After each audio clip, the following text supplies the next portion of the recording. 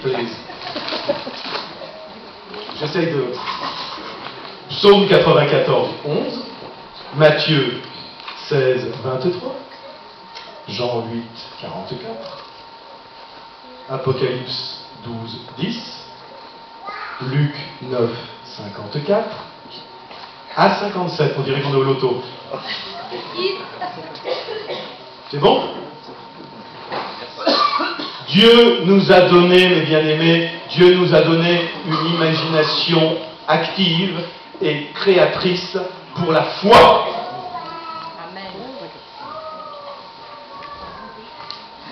Et s'il nous a donné cette imagination active et créatrice pour la foi, ça intéresse Satan, ça intéresse l'ennemi. C'est convoité par le diable. Il s'infiltre dans tes pensées, par la convoitise des yeux, par la convoitise du cœur, parce que nous touchons.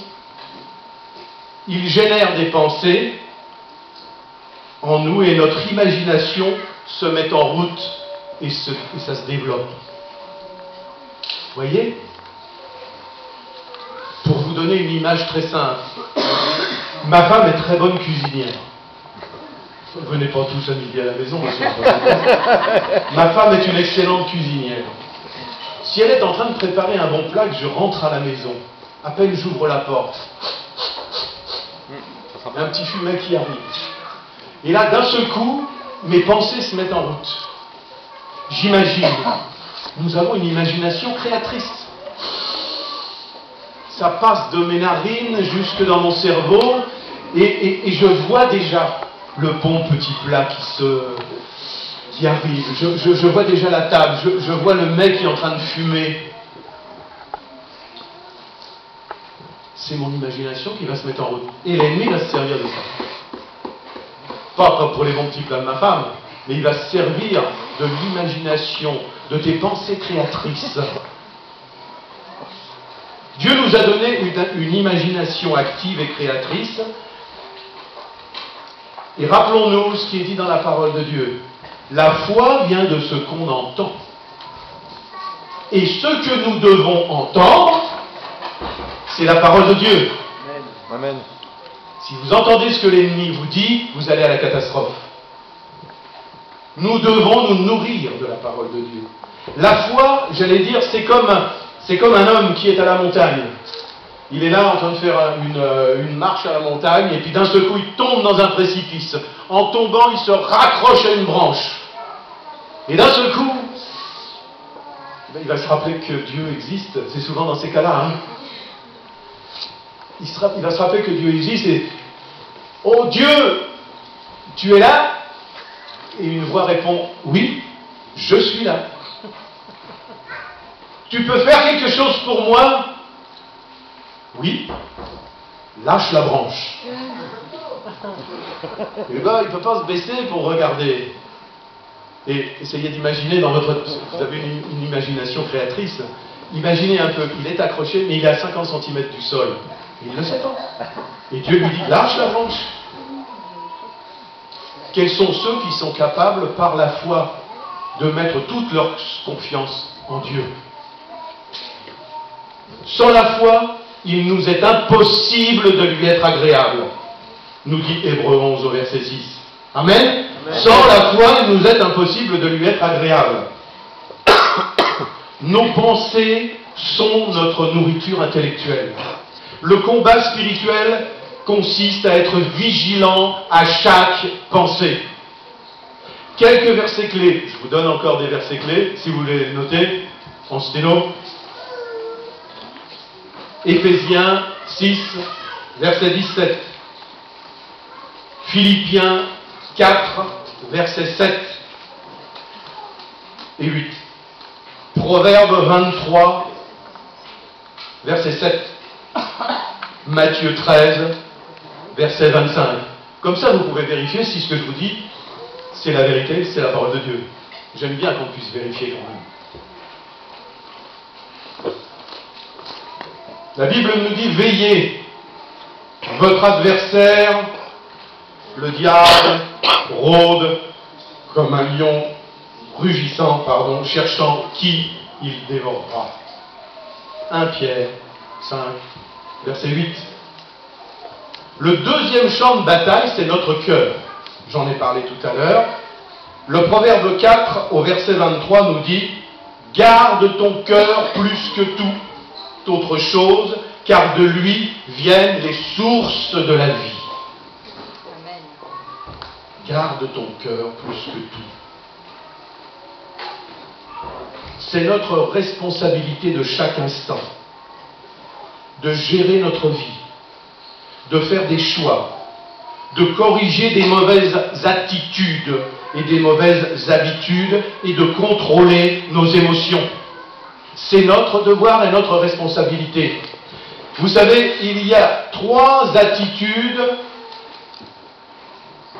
à la base de ce que Satan surveille.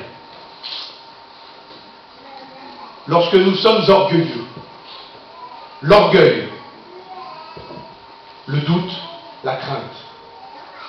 L'orgueil, le doute et la crainte. Ces 3 attitudes où Satan agit. Je vous donne quelques références tout de suite. Au lieu de vous les donner à la fin, je change. Je vous les donne tout de suite. Proverbe 4, verset 23. Luc 6, verset 45. Hébreux 12, versets 14 et 15. 1 Thessaloniciens, chapitre 5, versets 16 à 18. Et le psaume 119, au verset 11. Vous savez, l'orgueil, c'est le seul poison que quand tu l'avales, il te fait du bien. L'orgueil est un poison qui... on aime bien. Hein? Ne t'inquiète pas, mon frère, tu n'es pas orgueilleux. Et là, d'un seul coup, déjà l'orgueil repointe son nez. L'orgueil, c'est le contraire de l'obéissance. C'est le je et non le renoncement à soi-même. C'est notre je qui se met en route lorsque nous sommes orgueilleux. Ensuite, vous avez le doute. Je ne vais pas aller bien loin. Le doute, c'est le manque de foi. Tout simplement. Un évangéliste a dit « doute de tes doutes ». La crainte, c'est un manque d'amour. Si tu as de la crainte dans ta vie, c'est que tu manques d'amour. Parce que l'amour bannit la crainte. Amen. Amen. Amen. C'est la parole de Dieu qui nous dit. Les émotions ne sont pas mauvaises en elles-mêmes. Dieu nous a donné des émotions. Mais elles peuvent être négatives et Satan essaie toujours de les influencer. Satan essaiera toujours d'influencer vos émotions. La parole de Dieu nous dit d'être sobre et de veiller. Être sobre, ça ne veut pas dire...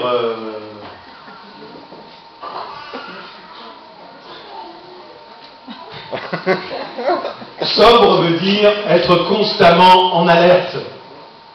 Ne pas se laisser influencer par quoi que ce soit, si ce n'est par la parole de Dieu et par le Saint-Esprit.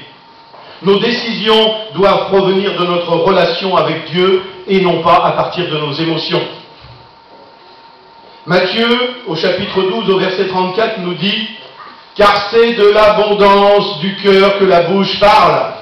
C'est de l'abondance du cœur que la bouche parle. Veille sur ton cœur, mon frère, ma sœur. Veille sur ton cœur. » Le 3e champ de bataille, c'est notre bouche. Oh là là. C'est une des grandes maladies de l'Église. Ce champ de bataille, c'est ce qui peut détruire le plus. Autant avec la langue tu peux louer Dieu, autant il n'y a pas une arme plus destructrice pour l'œuvre de Dieu que ta langue, que ma langue. La parole dit que la